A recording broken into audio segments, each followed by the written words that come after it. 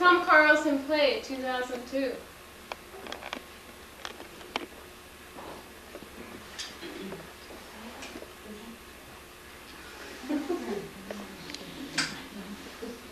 You want one? No, thanks. You know, this is like one of my favorite parts of the hunting trip. Sitting here with all the work done and just the anticipation of the hunt. Hey, it looks like some ducks are flying in our spread. Oh, cool. I guess it's working. Yep. And what time is it? Looks like it's about 6:15. 2 minutes. Yeah, I should probably get our mask on. Good idea.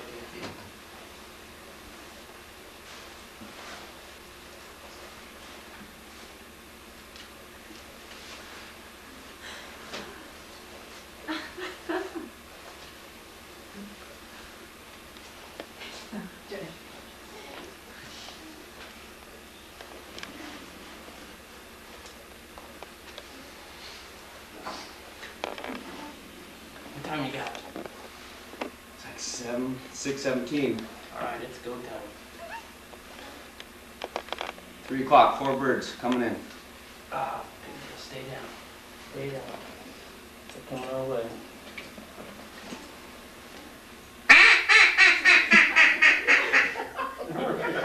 Stay down. They're coming in, stay down.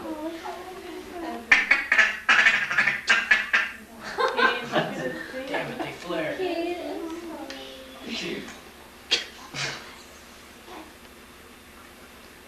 Okay, Kenny, your way. Straight at us. 3 birds. They're pitching in. Wings sticks. Wings sticks. Hold tight. They're coming. Stay down. Stay down. Okay, there's 2 drinks in the back. Okay, crack them. Oh, you're gonna do that. Yeah, that's pretty good. Good shot. You can get your water. Yeah, that's gonna do that.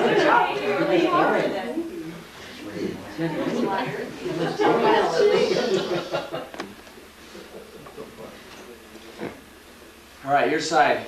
Lone duck coming in. It's just the buffalo head. I'll pass. Yeah, there's not much flying right now. I know, kind of strange. Last week at this time, I was silly with ducks. Speaking of strange, I had a really odd dream last night. Really, what about? Well, it was about Christmas, and we were all up at our cabin, and we were looking through our stockings and finding the usual stuff like mandarin oranges and nuts and a little bit of candy in there. And also, and there was an envelope, there was a report card from God, and I got a D-. Really? In what?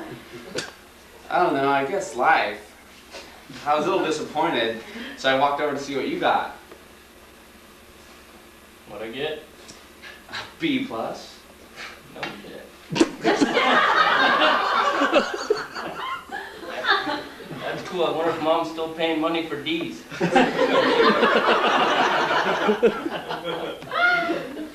Come on, seriously, I don't want to be judgmental. I know I love you to death, but, you know, how long has it been since you went to church? A year? Yeah, if that. Yeah, so what gives? Yeah, I don't know, but I'll tell you this. It doesn't have much to do with going to church, obviously.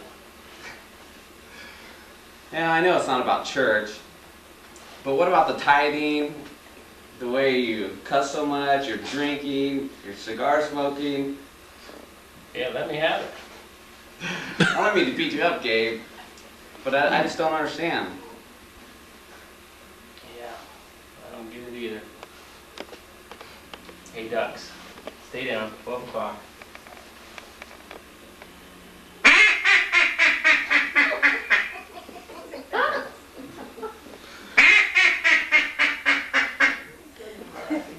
They flared.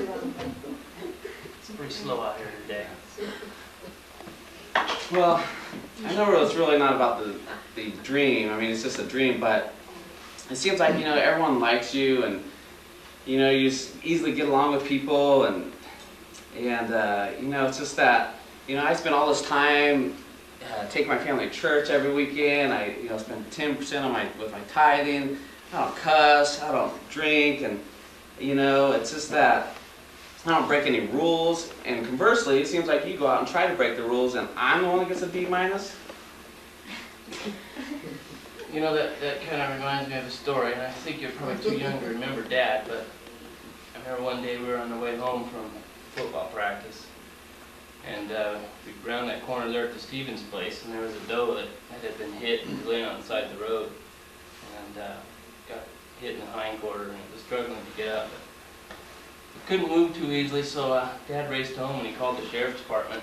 You know, he was thinking that they'd come out and at least put it out of its misery and probably butcher it up. And, you know, it was Christmas time and getting near the holidays, and so Dad figured they'd butcher it up, probably give it to some mission or, you know, shelter of some sort. So he called the sheriff, and the only thing that she was concerned with was if it was in the roadway or not. And Dad told him it wasn't in the roadway, and they basically said, well, we're not going to do anything about it. We might send some officer out there and put it out of its misery, but it would be several hours because they're busy. And I remember Dad saying, well, hell, I can do that right now.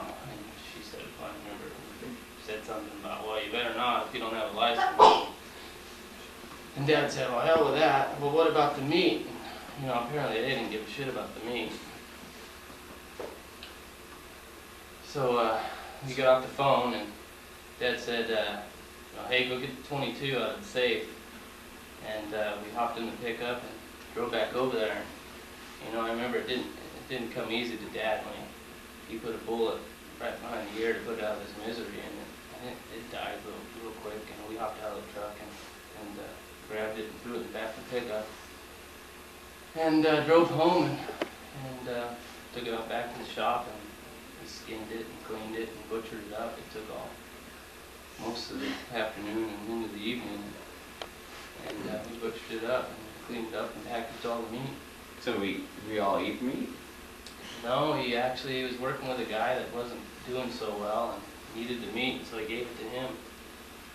Did we get in trouble, or did Dad get in trouble? You know, that's just the point, Pete. Dad wouldn't have given a shit if he got in trouble. He was out to do the right thing regardless of what the law said. And you know, I guess a little bit of that rubbed off on me. Not about the law, it's about doing the right thing. I learned two things that day. One was the value of life, and the other was the thing for myself. All right, well, I can see your point there, but you know, some of the people you hang around with, and you don't go to church, and you know, doesn't God want to set us apart? Well, that kind of reminds me of that Christian quote, we want to be in the world, but not of the world. And I prefer to think of the quote that says that it's more important to love than anything else. You got your Bible with you? Yeah, it's in my shooting bag. Can I borrow it? Sure. Thanks. Take it. Yeah, Mark, I recall, Mark, here we go, Mark 12:29. The first of all these commandments is, hear, O Israel, the Lord is our God, our one Lord. And thou shalt love thy Lord thy God with all thy heart, and with all thy soul, and with all thy mind, and with all thy strength. This is the first commandment. And the second is like, namely this, thou shalt love thy neighbor as thyself. There is none other commandments greater than these. Yeah, I know that. You know, Pete, I know you know it, but do you live it? Seems like far too many Christians are so concerned with the thou shalt nots that they forget about the, you know, there is none greater than love. Yeah, I guess you're right. You know, it's pretty slow out here today. How about we pack it up and go get something to eat? Sounds like a damn good idea to me.